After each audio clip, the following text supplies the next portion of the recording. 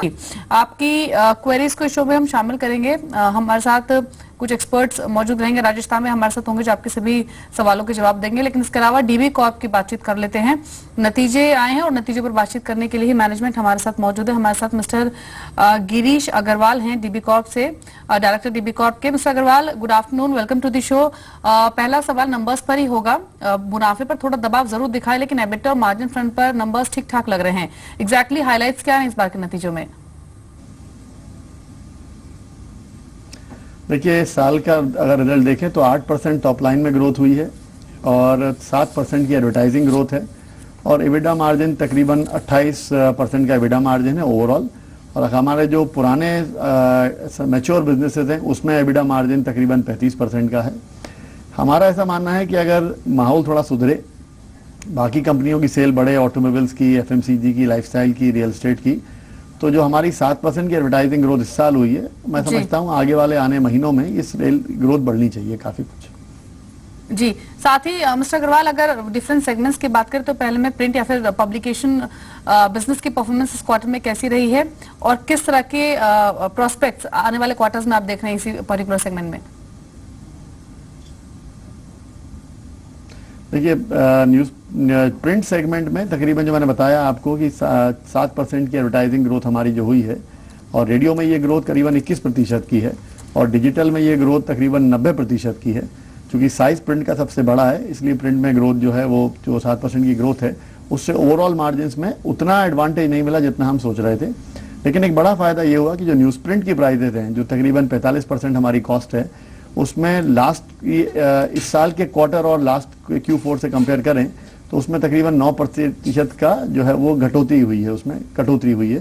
तो उस वजह से ओवरऑल एबिटा मार्जिन जो हमारा वो मेंटेन हो पाया है।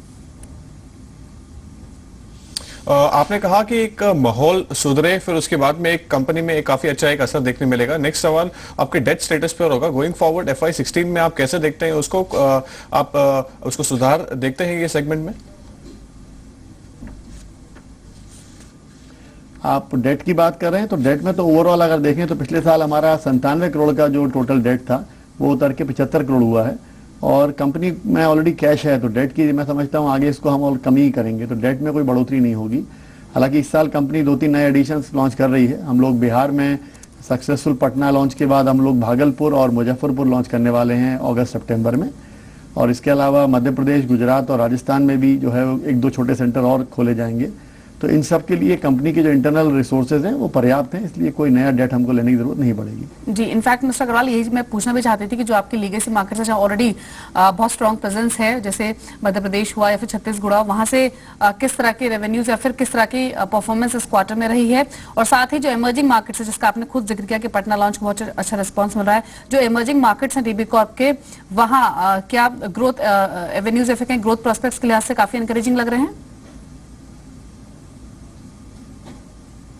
देखिए, जो नए मार्केट्स हैं महाराष्ट्र, झारखंड और बिहार, उसमें काफ़ी अच्छी इम्प्रूवमेंट है। इसलिए अगर हमारे लास्ट ईयर के लॉसेज अगर आप देखें इमर्जिंग मार्केट के इस साल में, उसमें काफ़ी कमी हुई है। जो हमारे मैच्योर मार्केट्स हैं गुजरात, राजस्थान, मध्य प्रदेश, इन सब में भी ग्रोथ अच्छी मिल रही है। लेकिन जैसा कि आप जानते हैं कि एक ओवरऑल इकोनॉमी में हल्का सा अभी ग्रोथ नंबर्स पे क्वेश्चन बना हुआ है। जो हम सब लोग उम्मीद कर रहे हैं कि 7-7.5% की ग्रोथ ओवरऑल इकोनॉमी में आनी चाहिए, अगर वो आती है तो जो रियल एस्टेट सेगमेंट है, ऑटोमोबाइल सेगमेंट है, एफएमसीजी सेगमेंट है, इन सब की सेल बढ़ेंगी और जब इनकी सेल बढ़ेंगी तो इनकी एडवर्टाइजिंग भी बढ़ जाएगी। तो उससे जो इस साल हमारी एडवर्टाइजिंग 7% पे क्लोज हुई है ग्रोथ पे, मैं मानता हूँ अगले साल ये काफी बढ़नी चाहिए। या यू हैव जस्ट मेंशन कि अभी आप एक नई ज्योग्राफीज में वेंचर करने वाले हैं। Can you just give a number two your growth expectations, incremental revenues कैसे देख रहे हैं आप? Can you put a number two that? जैसे आपने देखा होगा लास्ट ईयर जब हमने बिहार में पटना लॉन्च किया था, तकरीबन 1,70,000 कॉपी हम लोग पटना में करते हैं, जिससे we are the largest paper in Patna now. और अगले साल हम 2 एडिशन जो बताया उसको करेंगे, तो वहाँ भी तकरीबन 1.25-2 लाख कॉपी हम उन मार्केट्स में डालेंगे। तो उससे जो वहाँ के खर्चे, जो लॉसेज हैं, अभी तक हमारा एक्सपीरियंस रहा है कि करीबन 3 या 4 साल में हम लोग एडिशंस को ब्रेक इवन कर लेते हैं। और महाराष्ट्र उसका लेटेस्ट एग्जाम्पल है। 2012 में हमने औरंगाबाद, नासिक लॉन्च किया था। So those 2 additions are already in profit now. जी, चलिए मिस्टर अग्रवाल, शुक्रिया आपका, समय दिया आपने जी बिजनेस को नतीजे पर बातचीत की। तो मिस्टर अग्रवाल बता रहे थे कि परफॉर्मेंस इस क्वार्टर में ठीक ठाक रही है, खासतौर पे मार्जिन फ्रंट पर, और इसके अलावा प्रिंट पब्लिकेशन बिजनेस जो कि जिससे company majority of business drive करती है, वहां भी अच्छा बिजनेस किया। लेकिन इसका